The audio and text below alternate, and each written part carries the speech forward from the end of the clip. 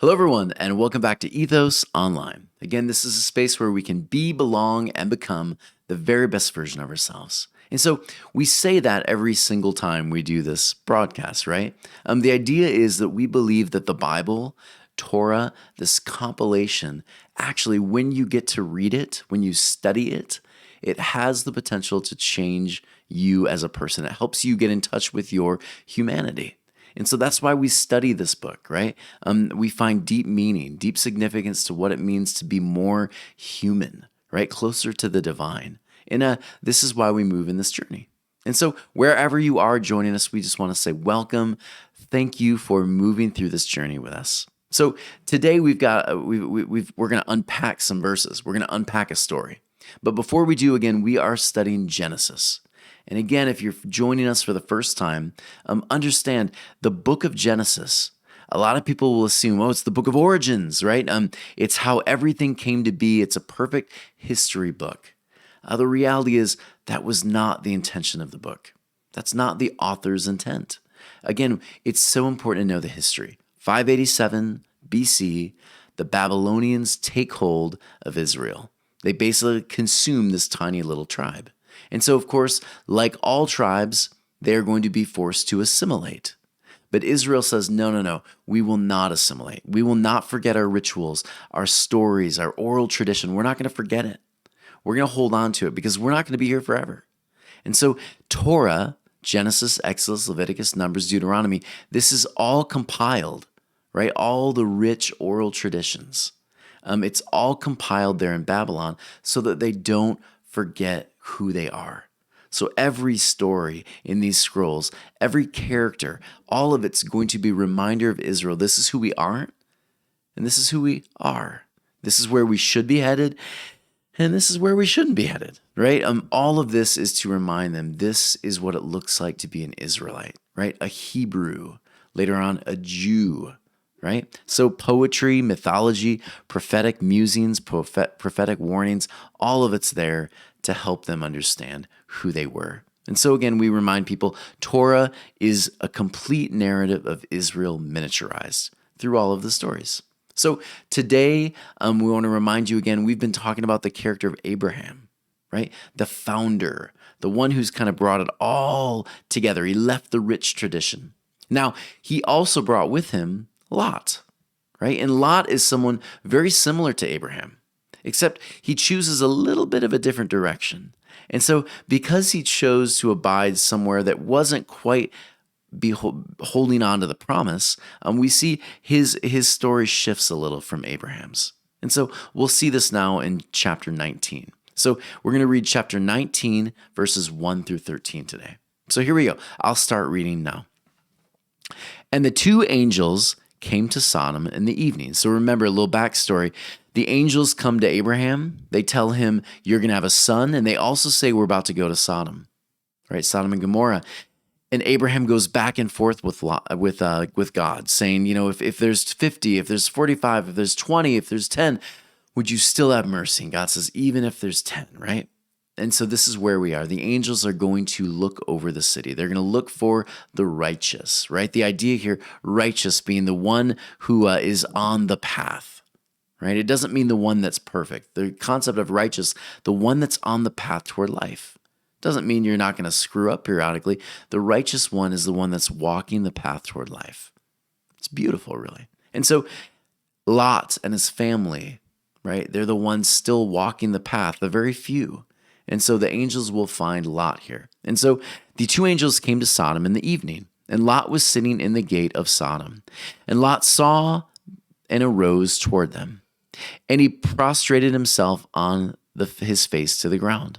And he said, behold, now, my lords, please turn your servant's house and stay overnight. Then wash your feet, and you shall arise early and go on your way. And they said, no, but we will stay overnight in the street. He urged them strongly, and they turned into him and came into his house, and he made them a feast, and he baked unleavened cakes, and they ate. When they had not yet retired, and the people of the city, the people of Sodom, surrounded the house, both young and old, the entire populace from every end of the city. And they called to Lot and said, "Where are the men who came to you tonight? Bring them out to us. Let us know them." Right? And Lot came out to them to the entrance and shut the door behind him.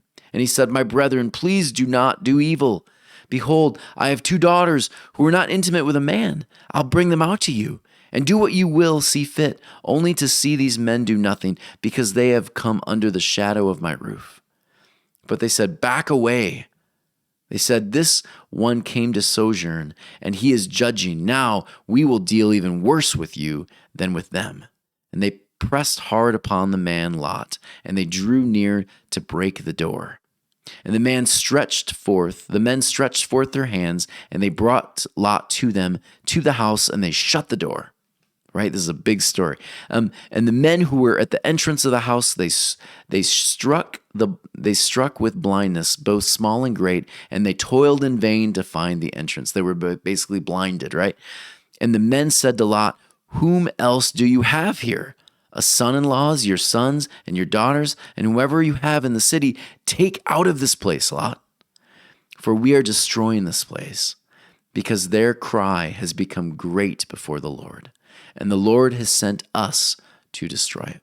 So, big story here, right? This story, I've heard this story told from pulpits over and over again. I think you've probably read this story. You might have seen this on felt boards. I don't believe there's a VeggieTales version of this. But interesting story, right? What do we do with this story? This story is not over. Obviously, there's more to it. But this section's really, really fascinating, and especially if you are a Jewish person. There's some deep meaning here. So let's look at it. Verse 1. Let's delve a little deeper. "And the 2 angels came to Sodom in the evening, and Lot was sitting at the gate of Sodom. And Lot saw and arose toward them. He prostrated himself on his face to the ground." This should remind you of something, right? We just read this. Abraham, right? A good Jewish person, a good Hebrew. When a stranger comes to your home, you are going to show them love, mercy. You're going to invite them in. And so lying prostrate was this idea. It's not worship. The idea was, I am giving you everything. I'm giving you deep respect. Please honor me by coming into my home. It's a beautiful Middle Eastern ancient tradition. And they would do this over and over again. And again, in folklore, we find over and over again, the gods would come down. And people were expected in the Middle East ancient traditions, when they came down, you never knew if it was a god or not. And so you should treat everyone like a god, every stranger that comes to your home. It's beautiful, really. Even though there's a lot of fear and even some superstition with a lot of the folklore, this idea is going to be transcendent in many, many different literary traditions. And so, of course, Lot is going to fall prostrate to the floor. It's going to make sense, right? Keep reading. "And he said, Behold now, my lords, please turn to your servant's house, stay overnight, then wash your feet, and you shall arise early and go on your way. And they said, No, we'll stay overnight in the street." Right? They don't want to be a burden. Yeah, some of us Middle Eastern people, Midwestern people in the States, we don't want to be a burden. It's okay. We'll stay in a tent. Deep meaning here. And most people miss this. Notice the subtle difference here. Stay overnight, then wash your feet. Now, many different translations today, they're going to say "and," right? But the original translation, the original words here, would have been "then." It would have been, "Behold, my lords, stay overnight, then wash your feet." Yeah, the story is a little different than Abraham's, right? The Jewish tradition says this: Lot, and again, it's just kind of something interesting to consider. Lot and Abraham, different versions, right? Different ways of dealing with the stranger. For Abraham, he invites them in, he washes their feet, then he feeds them. Lot's saying, no. I'm going to have you come in, eat all of that, and then I'll wash your feet. Because here's the rich tradition, the rich oral Jewish rabbi tradition. This is what they would say. They would say he wants them to appear as if they've just arrived. And so the dust on their feet, you understand, right? The dust on their feet would connotate the idea that they just showed up, even though they might have been there a couple days. Lot is looking out for his visitors. He's going out of his way to find ways to keep them safe. Abraham didn't have to do that. He doesn't live in Sodom and Gomorrah. But it's an interesting little tidbit you might not have picked up before.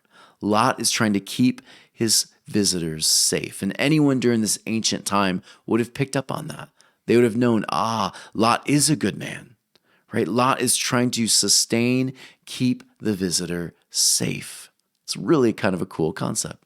And so many times when we think about people, the desire here to keep the person safe, it's there, right? And for the Jewish people, what do we do with the visitor? And you'll see often in their history, some groups get it, some people don't. Lot has, unfortunately, though, in his community, he has no power. He has no power with his community. He and his family become this secluded group of people who are doing the right thing, but his community is just not listening, right? Sodom and Gomorrah started in a positive way, right? It was rich. It was filled with potential. There were so many good things happening in Sodom and Gomorrah. But unfortunately, things shifted, right? The vision of the city shifted. They lost their way. And there's only remnants of people who have kept it. It reminds me of different groups today. We have some groups who start with freedom. We want freedom, and then they storm the Capitol, right? We want equality, and then we've got riots and cities burning. We want to lift up a certain person who was brutally murdered, and yet all of a sudden we're murdering others. We see this, right? We have free marketplaces that all of a sudden are censoring. We have so many different groups who start with a great mission, a great idea. And unfortunately, sometimes leadership might change.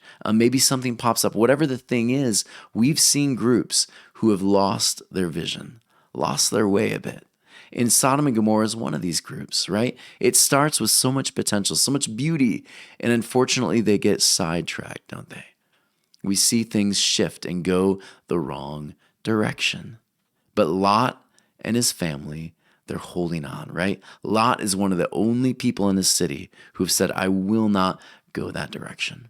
I'm going to hold true to the promise that was given, right? It's beautiful. He's one of the few. And here's the thing too, sometimes when we're a part of these groups, it's difficult to stand alone, isn't it? If you find yourself on the side of the majority, usually that's not a great thing. Right? Usually it's the groups who say, no, something's not right. We're asking questions. These are the people that seem to fill up the scriptures, right? They're usually the marginalized. They're usually the oppressed. They're usually the people kind of going countercultural. You find yourself on the majority, start asking some questions, right? Yeah. All right, let me keep going. And he urged them strongly. And they turned into him and came into the house, and he made them a feast and baked them unleavened cakes, and they ate. Again, if you are a Jewish person, this is sounding interestingly familiar, isn't it? Yeah, unleavened cakes. Why add that? And again, interestingly enough, many different translations have removed the unleavened cake part. They just said a big feast. But if you are a Jewish person, you understand what's going on here. The unleavened cake, the unleavened portion of this would remind you of a story, one that's deeply connected to you as a Jew. What you're going to remember is this is Passover, right? It's Passover when we have unleavened cakes. It's unleavened cakes. We make the unleavened cakes. We don't put the leavening in because we need to be able to get out quick, right? All of this is foreshadowing this ending of the story of Sodom and Gomorrah. Passover, right? Passover is this moment, this celebration that says we left Egypt, right? We left Egypt in the middle of death and brokenness and decay. God gave us a way out. We left the brokenness, right? We left the struggle. We experienced freedom. Passover. God is about to step in, right? In the middle of Egypt, God's breath goes out. And only the people who had the blood over their doorways, right? And we've talked about this before, the Hebrew word kai, life, right? Over the door. If life is over your door, then you make it, right? You experience freedom and life. And so Passover, right? The angels have come again, right? And they're in Sodom and Gomorrah. And they're saying, who has life over their doorpost? And it's Lot. And so any Jewish person is smiling right now, right? They're making the connections immediately. Who's inside the house has life. Who is not does not. And their actions follow suit. So cool when you begin to understand this. Passover is the beautiful reminder that we, Jews, are sustained in the middle of chaos. Life will emerge again, even though death seems to so domineering. I love that quote, one of my favorite authors. Passover for them, this was a direct connection, a direct reference to Passover. Let's continue. And he urged them strongly, and they turned into him and came into the house and made a feast. So again, this throwback to Egypt, this would have been perfect timing for someone in the middle of Babylonian captivity, right? In the middle of your captivity, Israel, you're stuck there in Babylon. The reminder is we've been through it before. God will pass over. He passed over Egypt. He's going to pass over Babylon. Right? God's justice, whether it's a flood, a famine, fire, right? God is going to sustain you in the middle of all of it. Beautiful reminder for them. All right, here we go. When they had not yet retired, and the people of the city, the people of Sodom, surrounded the house, both young and old, and the entire populace of every end of the city. Notice like how epic this language is, right? It's huge. All of the city? Like really? The entire city, the whole populace, men, women, and children, everyone is there at his door? Again, for most Jewish people, when they read this piece, they understand the epic language being used. They understand there's something much deeper going on here. They're not taking this as literal history. Did this happen? Maybe, maybe not.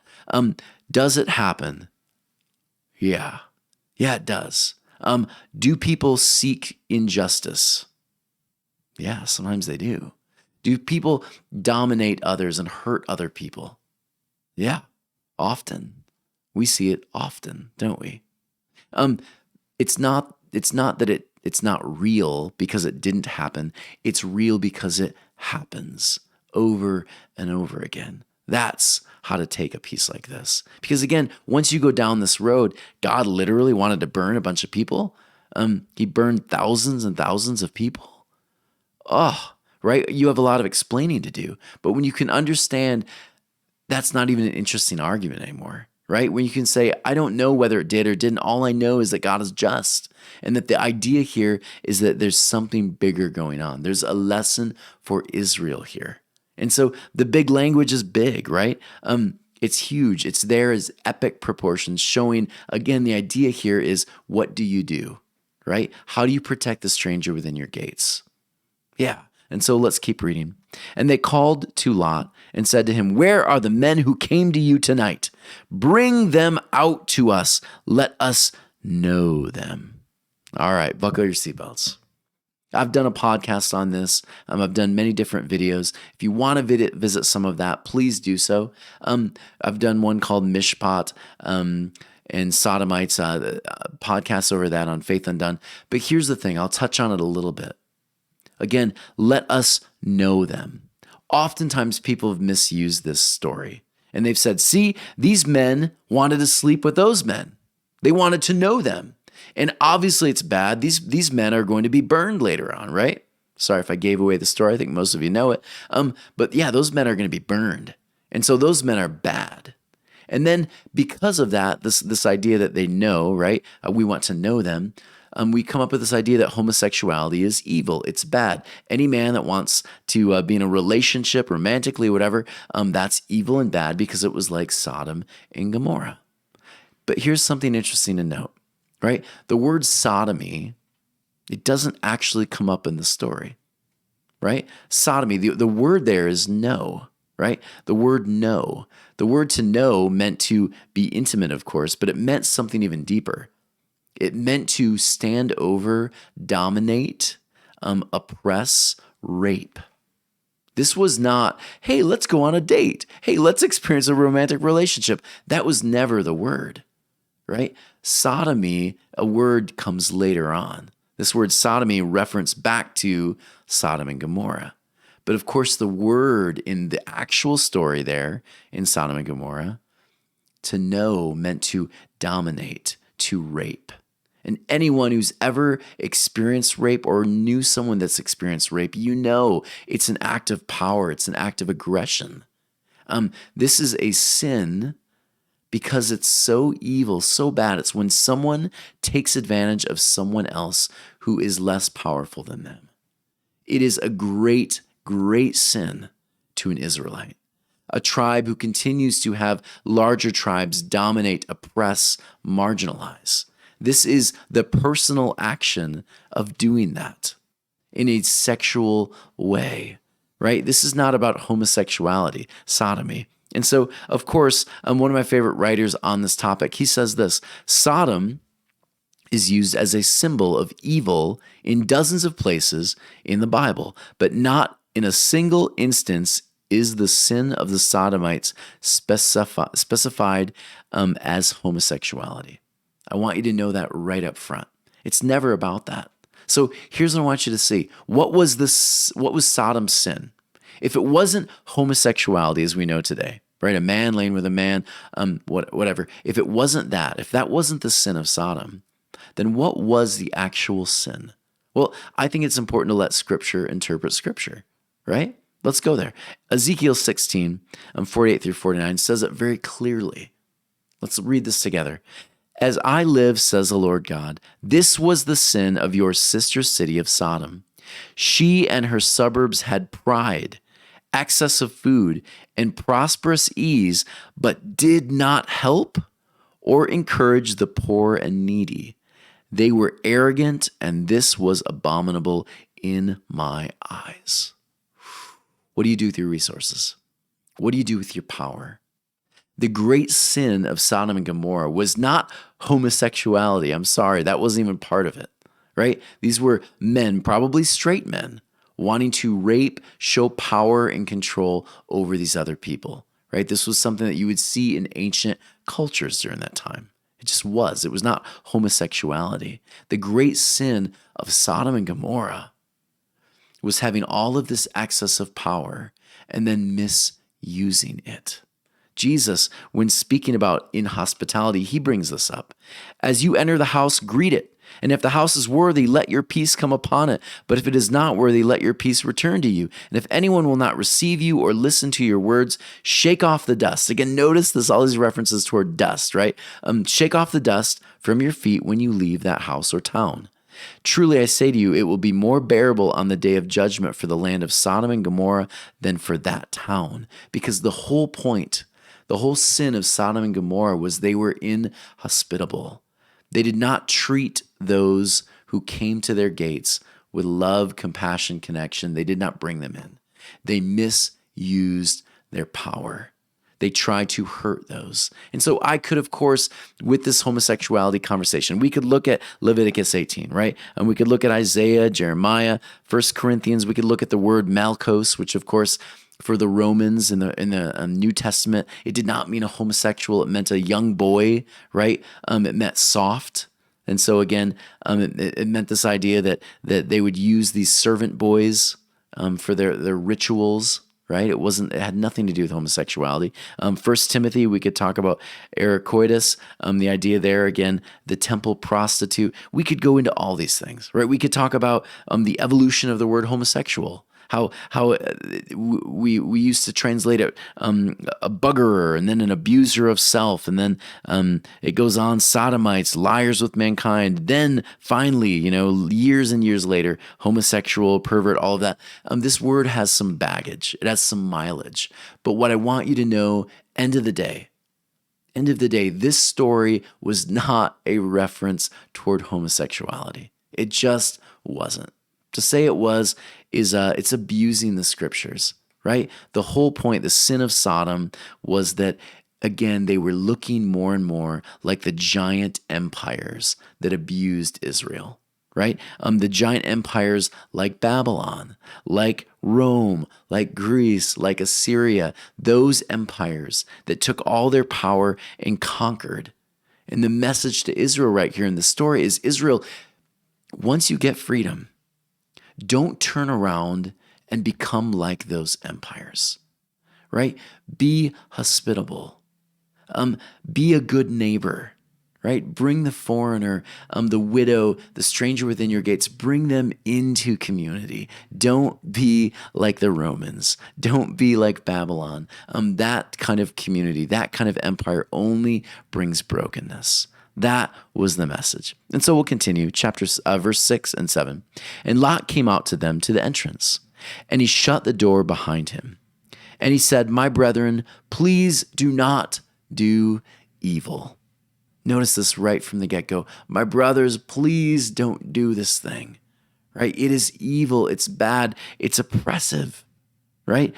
Lot understood this, but again, he was one of the few in the city that did. Lot was one of the few that said, if we go this route, things are going to get bad. If we go this route, we are actually moving away from life, away from shalom. But unfortunately, again, when you choose to stand for something, oftentimes when you're choosing to stand for justice, when you're asking the deeper questions, oftentimes you stand alone. And so Lot will stand alone here by himself, seeking to do the right thing. And so this is where Lot is. My brothers, don't do the evil thing. Don't do it. Behold, now I have 2 daughters. Right? He begins to bargain. Abraham bargained, Lot bargains. Lot's bargain's a little different, isn't it? I have 2 daughters who were not intimate with a man.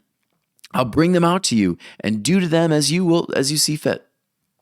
Only to these men do nothing, because they have come under the shadow of my rod. What? They're under the shadow of my roof, so these men are safe, but you can have my daughters? Right? I've heard so many people say, this is why the Bible's ridiculous. Right? It promotes so many grotesque things. I get it. This is terrible. Right? If this happened in our culture today, if we said, oh, just take my daughter, go for it, I would be a terrible parent. I'd be a terrible human being. But here's the thing you have to remember. Again, in our culture, if we're only reading it through our cultural lens, 2021, then we'll miss some things.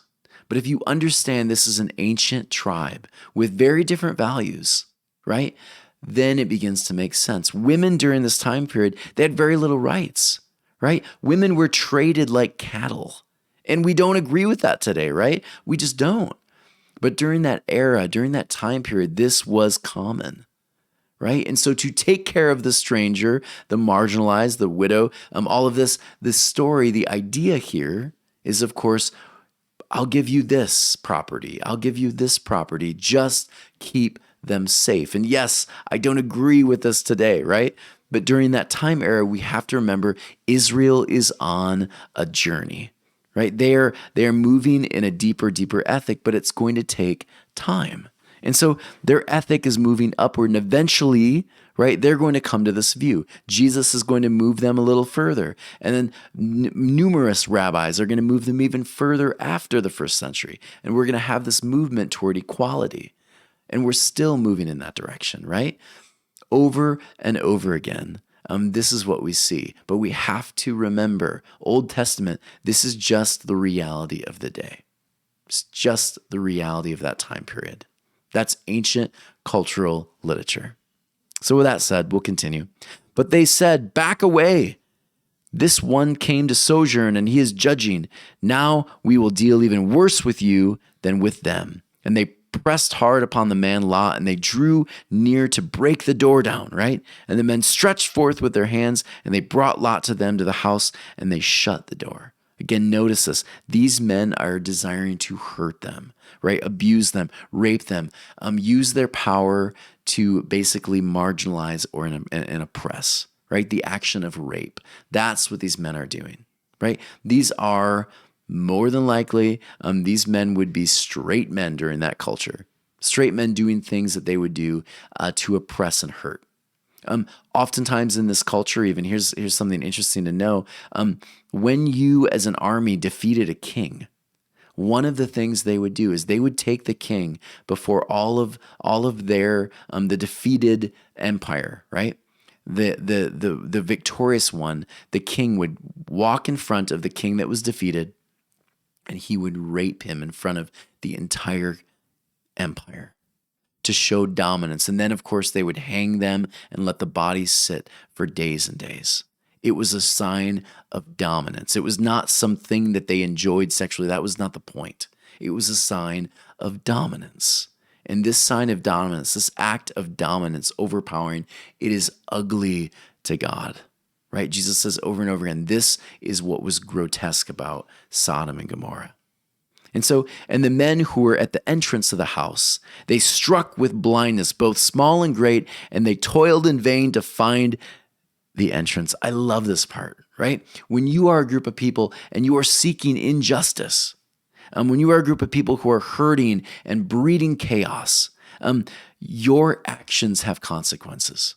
I see this right now in certain cities. The violence has gone up 47% in some cities right now. One in particular. Why? Because of so much of the chaos and the brokenness that continues to happen. It's only going to get worse if you are pushing injustice, brokenness, pain, violence. Your actions have consequences. And so for these men, I think it's really interesting. They are blinded by all of their anger, their hate. They're blinded by it. They cannot find the entrance. It's a beautiful metaphor, I think. The Sodomite men were blind long before, I think this is a great quote, long before the angels struck them. It is power that corrupted Sodom, and it is power that corrupts today.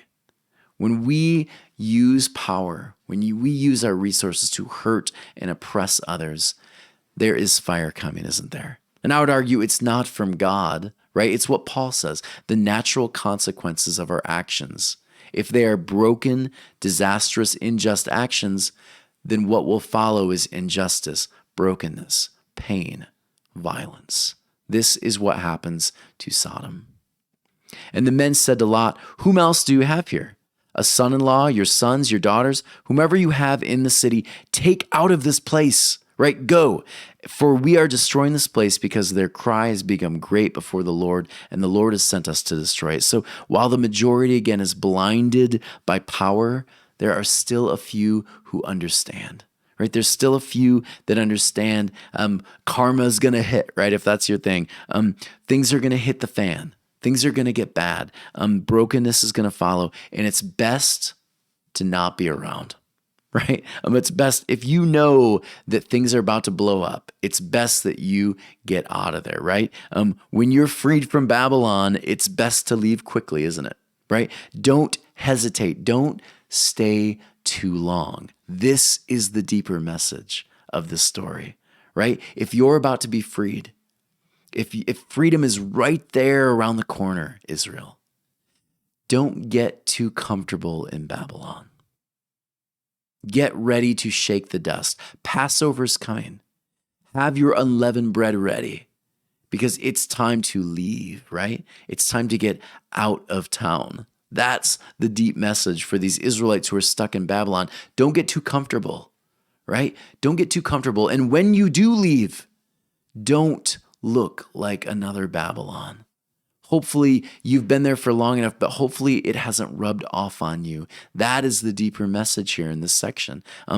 This is an odd story, right? It's very odd. It's very different. But again, the deeper message here, leave. Don't get too comfortable. Step away. And when you have the chance, when you are given power and freedom, don't misuse it. I want to end with this story. A friend of mine, she became a principal pretty recently. And interestingly enough, she had some really bad experiences with principals. She had some really bad administrators. She has these stories about like them coming into her room, watching her, telling her, "You can't go to the bathroom. You have to wait in your room." Or they gave her these really just painful, critical evaluations. She rarely felt supported. And so now, all of a sudden, my friend is now a principal at a school. And she said this to me. She said, I love rewriting my story through these experiences. Every time I go into a room, I let teachers know that they are loved, that they're appreciated. I do everything I can to let them know I am not criticizing you. I am here to support you. And everything she does now, she's flipping the script. She has the power, right? She has the authority. She is standing over others. And what does she do with that power? She is choosing to bring life to every conversation, every classroom, every teacher she interacts with. She is flipping the script. And this for Israel was what the call was. Israel, flip the script, right? Shift how you do things when you are in power. Don't stay too long. Don't get too comfortable, right? Don't look too Babylonian when you leave Babylon. Beautiful, beautiful message. So what do we do? How do we take it home? I thought about this one for a while. Here's the application I thought of. How do we ensure we don't misuse our power? Because some of us are bosses, some of us are admins, right? Some of us are the heads of different groups. How do we make sure we don't misuse the power we have? So I went through and I read quite a different pieces on this, and here's a couple concepts that I read that I thought this is pretty good. Right? This is really good for any leader who's leading teams. This is great. How to make sure you don't misuse your power. Number one, be teachable. Be teachable. A great leader, you have to be teachable. You have to be willing to learn. Be willing to take time and say, what can I learn from this? And what can I learn from you? Every person you work with is a teacher, right? Every experience, good or bad, is a teacher. So be teachable. Number two, observe others. Take time, great time, right? A lot of time to see what's going on outside of your own head. Take time to make sure you understand who your employees are. Don't just know their names, know their stories, right? Know the people you work with. Spend time with them. Understand, observe people. Number three, show appreciation for others. I think this is so important. Take time to make sure that you are letting them know they are so valuable. Right? They're so valuable in everything you do, whatever they do, whatever they share. If they're a techie, if they're a writer, whatever it is, let them know that you appreciate them. Super important. Then you won't abuse that power because you've constantly been interacting with people, letting them know they're appreciated. Next one, model love. I think this is cool. I used to work with a CEO. He would walk around the hospital. Every time he saw any kind of wrapper or whatever, he was picking it up, throwing it away. He modeled leadership, and he also modeled love for people. He was constantly asking about their stories. Hey, what's going on with your son? I heard he was hurt the other day. Constantly modeling what it looks like to be in loving, connected relationships. And then the last one, be authentic, right? Don't be a phony baloney. Be someone who's honest. When you're not, it's just obvious, I think, to people. So be yourself. Be authentic. Take time to have real conversations. Don't ask how someone's doing and then walk away mid-sentence. Be honest with people. Be vulnerable. Be a normal human being. And I think when we do all of those things, when we practice those things, I think that's when we actually learn to use our power in really good, powerful ways. Everyone, I really enjoyed this one. This was a lot of fun. What interesting twists, right? From what we used to kind of know to now looking at the deeper perspective from that time period. It makes so much more sense, right?